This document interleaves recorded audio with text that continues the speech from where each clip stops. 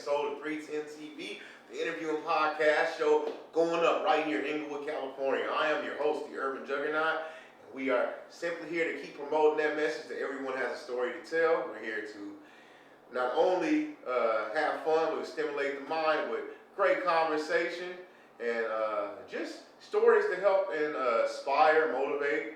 Of course, we're in a real rough time period right now with the COVID. It caused so much change, so much, just it threw all of our lives upside down.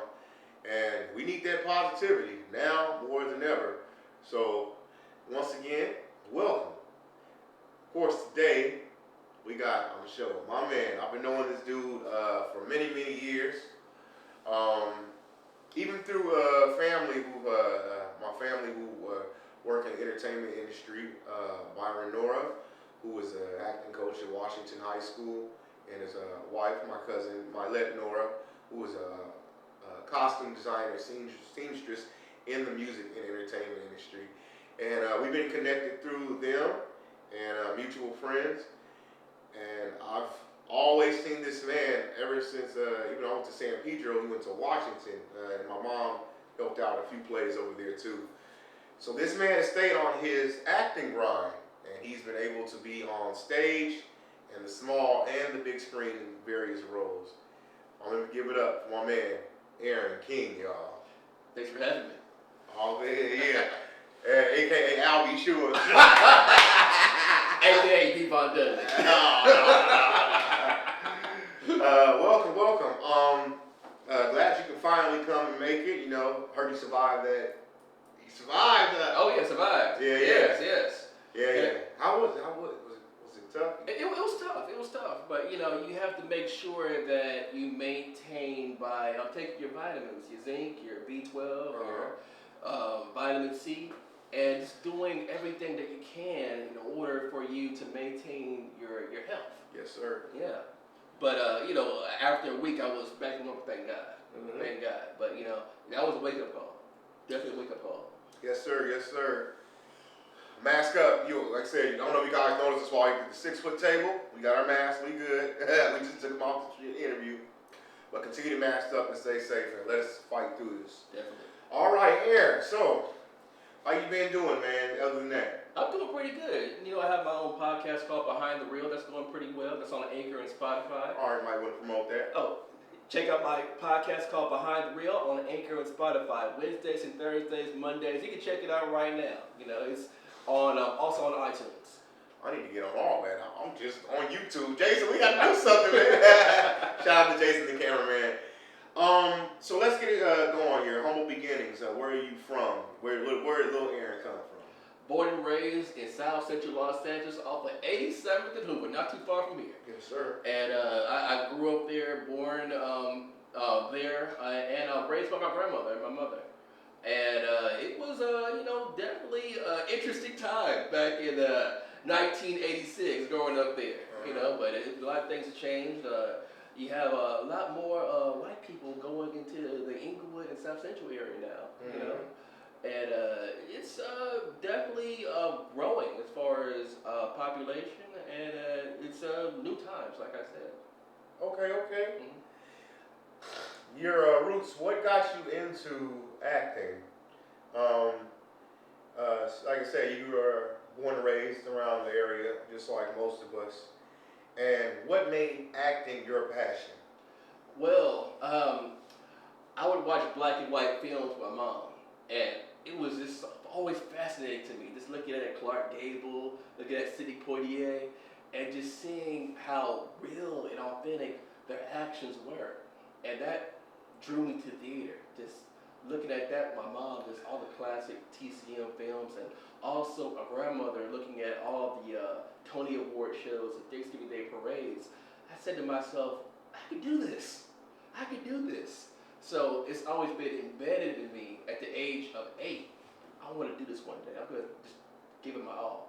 So I went through middle school. I wanted to get entertainment permit, so I got an entertainment permit. And it was thanks to my grandmother because she has connections in the business. And I was a background extra on my first film called Like Mike, starring Little Bow Wow. Let's go. All right. So That was a dope fit.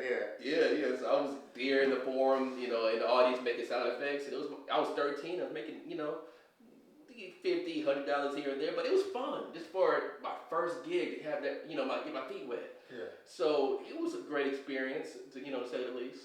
And when I went to high school, I met Byron and your cousin Milet, and the rest was history. They saw me and they said, okay, well, he's definitely serious about acting. I see this. Well, he didn't make this play because he auditioned and he wasn't ready yet. But, come back next year. Came back next year. Next thing you know, I'm playing one of the lead characters in the play Shades. Okay, I remember it. I was there. Dope. So, one of the reasons Amped Up is here. One of our purposes is to promote the hood. You know what I'm saying? We know what goes on. We know there's plenty of news and media that brings the bag. But I myself, my cameraman Jason, you, and so many guests, we are what I consider, what Tupac said, roses that grew from concrete. And no disrespect, because we've had people who live the street life, gangbang, and do things like that, but they're now giving back instead of destroying the community. Absolutely. So I'm saying all that to say that I want to hear what your experience is, because you went to what I consider one of the most famous high schools in LA, and not all the greatest reputation, but the theater department and various things. But how was your experience personally at Washington High all 4 years? Well, I would say the theater department and football team saves me, because you're around a lot of gangbangers, a lot of people that's trying to pick on you, give you drugs here and there. And I was in the magnet program. They had A track, B track, C track, and the magnet program. Yeah. So I was there springtime and fall, and every single track was different as far as seasons. So I was in a classroom full of 45 students. Yeah. And everybody had certain things going on. Everybody had their clique. Yeah. So it was like going to Morehouse or a Spelman, all-black school, because all we had was we had Latinos here and there, but mainly it was just an all-black classroom. Yeah. And it was an experience, to say the least. I had some cool friends that I talked to that I still hang out with every now and then. They moved to Vegas, that I really, hear no more, as far as in LA, and some passed on, unfortunately, due to violence or drug use or just life in general. And I just stayed active when it came to football and track. And I did that because I'm the only child. I said to myself, I have to get active. I have to meet people, because it's just me, my mom, and my grandmother. I gotta get out. I gotta do something. So I played football, and I was in 9th grade. And he said, "Okay, pretty fast." I didn't know you were that fast. I know I was that fast. I said, "Well, you know what? You're varsity now." "But what do you mean I'm varsity? You're not JV. You're varsity. You're that good." Okay. So I'm playing varsity, and I'm in the 9th grade. So I guess some people were just on that, like, "Why are you playing varsity? You got my position, blah blah blah." And he said, "Keep it up. You're doing good." So I was running back and also a wide receiver. And the coach said, "You know what? I want you to run track." So I ran track. I ran the 800. I'm sorry, 800, and that's 4 miles. So I did that for a good year, and I just maintained a good speed and just kept on doing it, and I fell in love with it. And the track and field coach, he ends up going to jail. Oh. Because he ends up having an affair with a student at the school. So there were so many different things, at Washington High School, good and bad, that happened. Once again, whoa. That's a mouthful. Shout out to Washington, the various high schools and all that, because I got to prom dance and things. There are sessions at Washington High School, so it's all love. It's all love, y'all. But oh yeah. as far as that, yeah. What that trip on another episode because we will talk. We will, like I said, I believe in protecting our children, our babies, and things from pedophilia because a lot of that goes on both sides, men and women.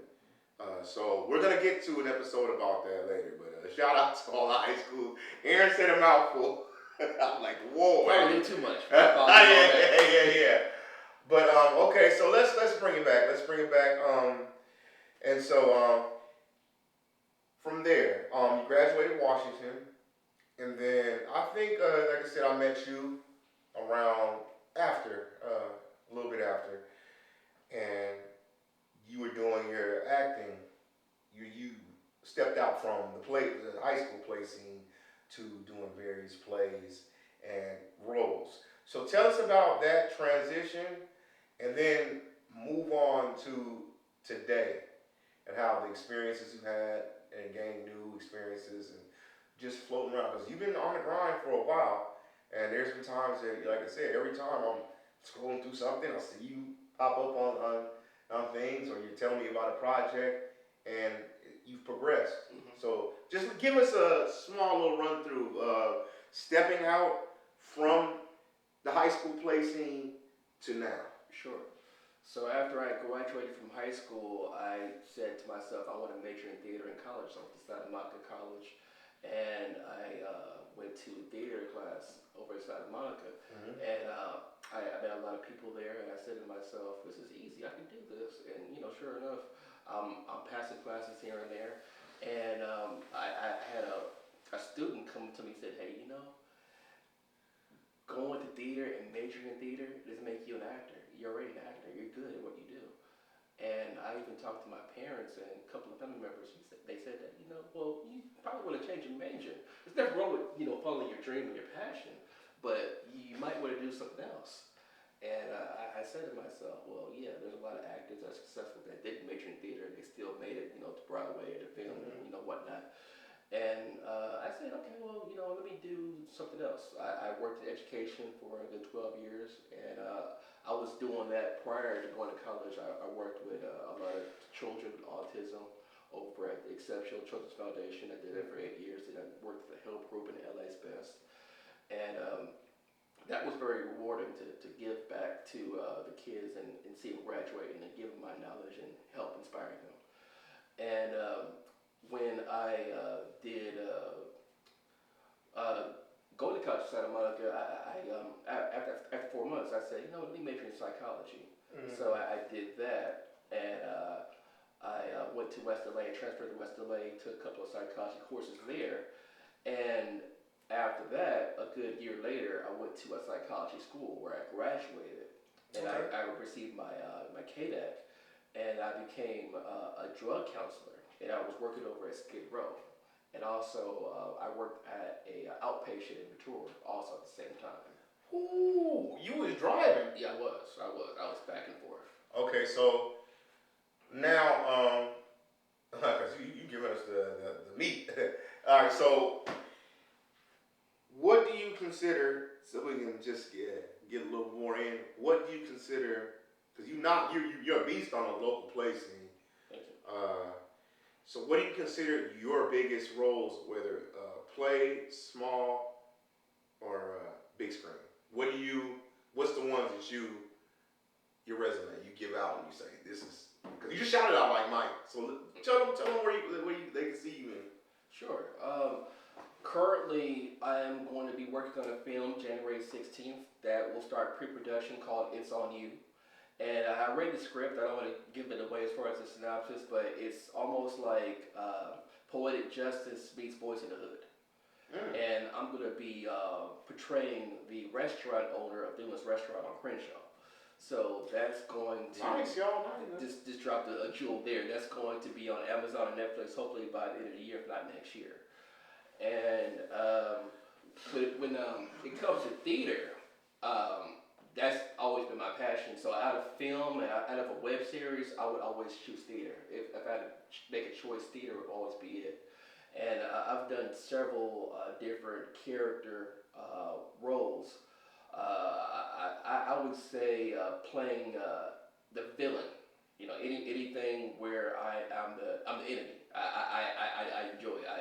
I just suck it up. Not for all being the boyfriend, or being the hero or the teacher or whatnot. But if anything where I am being the opposite, I'm the enemy. I'm all over it. But when it comes to working in this profession, it's a grind. It's a constant grind. I've had a manager that told me to get LA Casting and told me to go to Actors Access, and I did all that. And I signed a contract for a good 6 months and only had 1 or 2 auditions.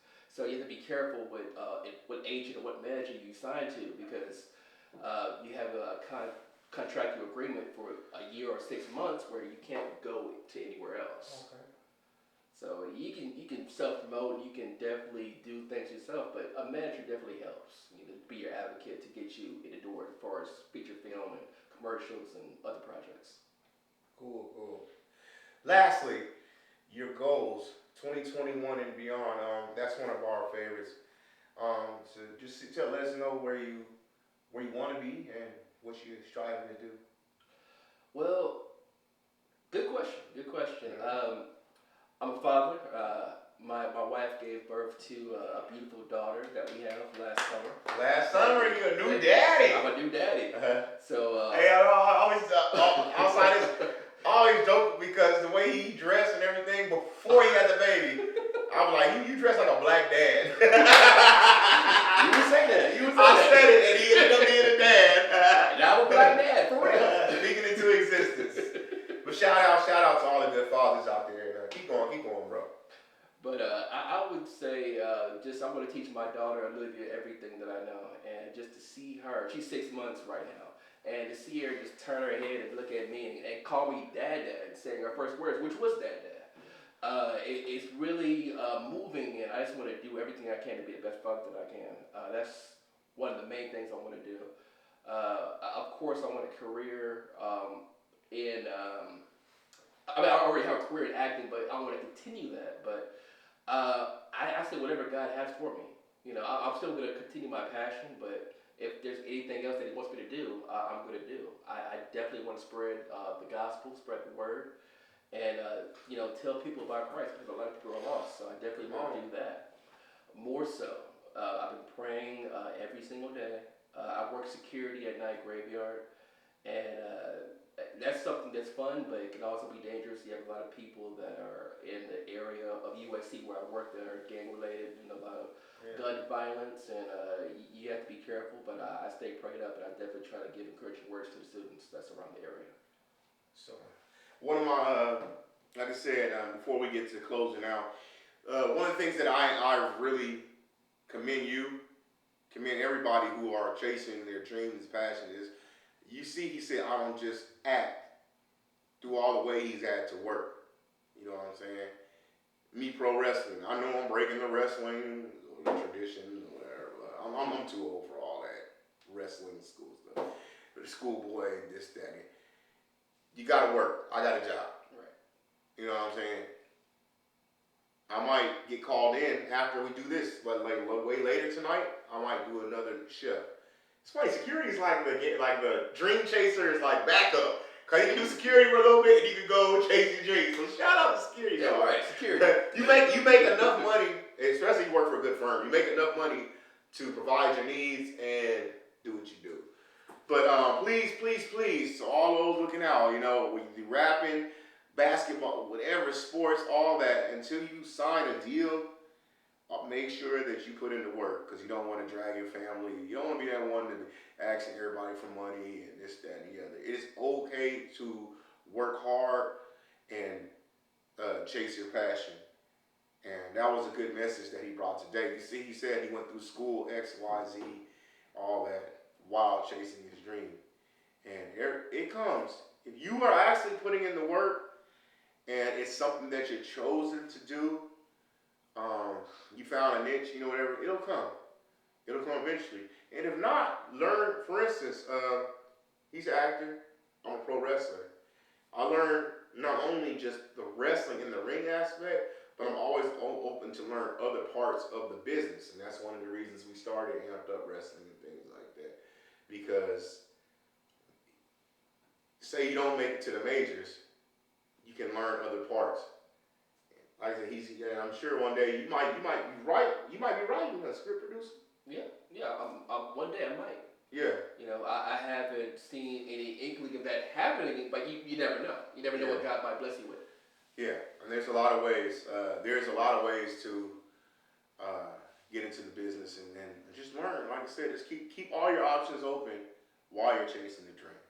All right, so that's my little message for today. Give everybody your social media. My name is Aaron King. You can find me on Facebook. You can find me on Twitter at aking2350. And also check out my podcast, Behind the Reel, on Anchor, Spotify, Apple Podcasts, and different other podcasting platforms. For sure. He went in. Ooh, Jason, that was one of the, like, I'm going, he took to that camera. That's a true actor right there. I am your host, the Urban Juggernaut, Sean Black. Remember, hit like and subscribe on YouTube.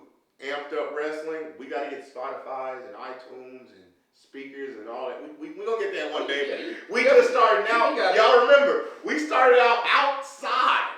Now we inside. We got the studio. We got the lights. Thanks for everybody who supports the podcast. Remember, the little support thing is probably going across. Whether support the show.